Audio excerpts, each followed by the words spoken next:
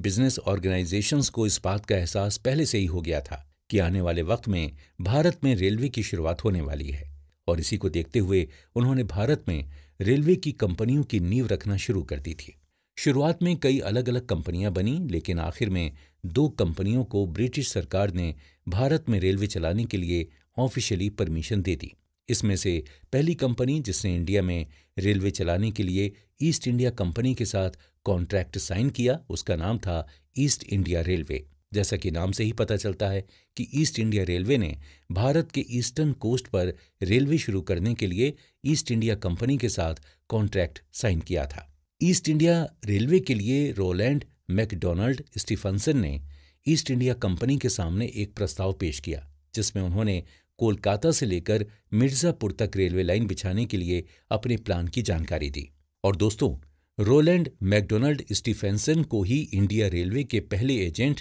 और managing director की जिम्मेदारी भी सौंपी गई थी। लेकिन रोलैंड की लीडरशिप वाली ईस्ट इंडिया रेलवे को ईस्ट इंडिया कंपनी के साथ कॉन्ट्रैक्ट साइन करने में 4 साल का वक्त लग गया था। उसके बाद आखिरकार साल 1849 में ईस्ट इंडिया कंपनी के साथ फाइनल हुए कॉन्ट्रैक्ट के तहत ईस्ट इंडिया रेलवे को 161 किलोमीटर लंबी एक्सपेरिमेंटल लाइन बनाने का काम मिला, जो कि कोलकाता से लेकर राजमहल तक जाने वाली थी। ईस्ट इंडिया कंपनी और ईस्ट इंडिया रेलवे के बीच हुए इस कॉन्ट्रैक्ट में यह भी लिखा था कि अगर कोलकाता से लेकर राजमहल तक जाने वाली ये लाइन कामयाब होती है तो इसे और आगे बढ़ाकर मिर्जापुर के जरिए दिल्ली तक भी ले जाया जाएगा। इसके अलावा दूसरी कंपनी जिसे इंडिया में रेलवे की शुरुआत करने का मौका दिया गया, उसका नाम था great India peninsula railway. The great India peninsula railway को आज के दौर के सेंट्रल रेलवे ही नहीं बल्कि भारत सरकार की ओनरशिप वाली इंडियन रेलवेज का भी असल पूर्वज माना जाता है।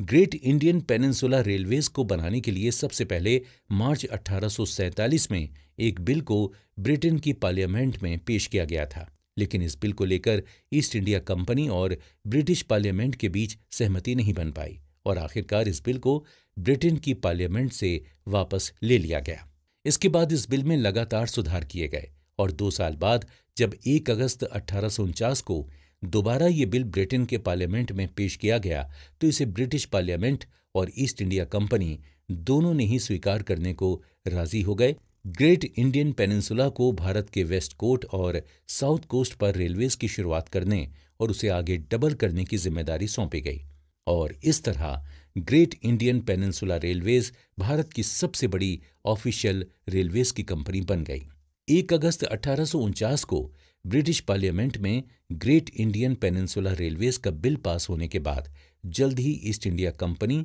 और great Indian peninsula railways GIPR के बीच एक कॉन्ट्रैक्ट साइन हुआ। इस कॉन्ट्रैक्ट के तहत ग्रेट इंडियन पेनिनसुला रेलवेज को ईस्ट इंडिया कंपनी के लिए मुंबई से लेकर थाने तक एक 21 मील लंबी एक्सपेरिमेंटल रेलवे लाइन की शुरुआत करनी थी। तो दोस्तों, इस तरह जहां इंडिया के ईस्टर्न कोस्ट पर ईस्ट इंडिया रेलवेज कोलकाता से लेकर राजमहल तक रेलवे लाइन बिछाने के लिए काम शुरू हो चुका था, तो वहीं दूसरी तरफ वेस्टर्न कोस्ट पर मुंबई से लेकर थाने तक रेलवे लाइन बिछाने के लिए ग्रेट इंडियन पेनिनसुला रेलवेज भी अपनी कमर कस चुकी थी। भारत के ईस्ट और वेस्ट कोस्ट पर दोनों कंपनियों के बीच भारत की पहली रेलवे लाइन बनाकर शुरू करने को लेकर अब जैसे एक रेस शुरू हो गई थी,